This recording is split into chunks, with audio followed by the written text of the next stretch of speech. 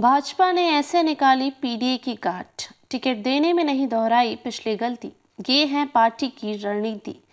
मनमाने टिकट बंटवारे से लोकसभा चुनाव में झटका खा चुकी भाजपा ने विधानसभा उपचुनाव में पुराने कार्यकर्ताओं को तरजीह देकर बड़ा संदेश देने की कोशिश की है।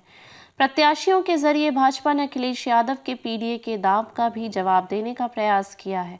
सूची से स्पष्ट है कि कार्यकर्ताओं की पूछ पुराने वफादारों को जगह और जातीय समीकरण का पूरा ध्यान रखा गया है। सूची से यह भी साफ हो गया है कि भाजपा ने लोकसभा चुनाव में मिले झटके से काफी कुछ सीखा है। यही नहीं, पार्टी ने उपचुनाव से यह भी संदेश देने का प्रयास किया है कि वही एक ऐसी पार्टी है जो हिंदुओं की सभी जातियों का सम्मान करने और सबको साथ लेकर चलने वाली पार्टी है।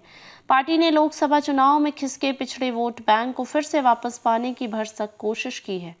काडर के पुराने राजनीतिक परिवारों को तरजीह देकर यह संदेश दिया है कि पार्टी में काडर कार्यकर्ताओं का सम्मान बरकरार है। दरअसल लोकसभा चुनाव में टिकट वितरण में पार्टी पर काडर की उपेक्षा के गंभीर आरोप लगे थे। 2 सीटों पर ब्राह्मण चेहरे को उतारकर पार्टी ने इस जाति की उपेक्षा के आरोपों को भी झुठलाने का प्रयास किया है। करहल में नया प्रयोग करते हुए मुलायम सिंह के परिवार से प्रत्याशी उतारकर भाजपा ने एक तीर से कई निशाने साधे हैं।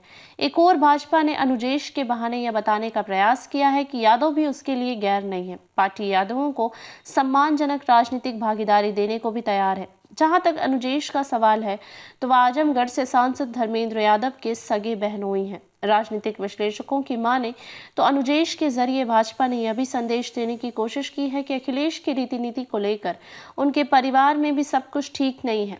कभी यादव जाटव जोड़ो अभियान चला चुकी भाजपा सरकार ने स्वर्गीय मुलायम सिंह यादव को पद्म विभूषण देकर भी यादवों को भाजपा से जोड़ने की कोशिश की है। मोहन यादव को मध्य प्रदेश का मुख्यमंत्री बनाकर भी यह संदेश दे चुकी है।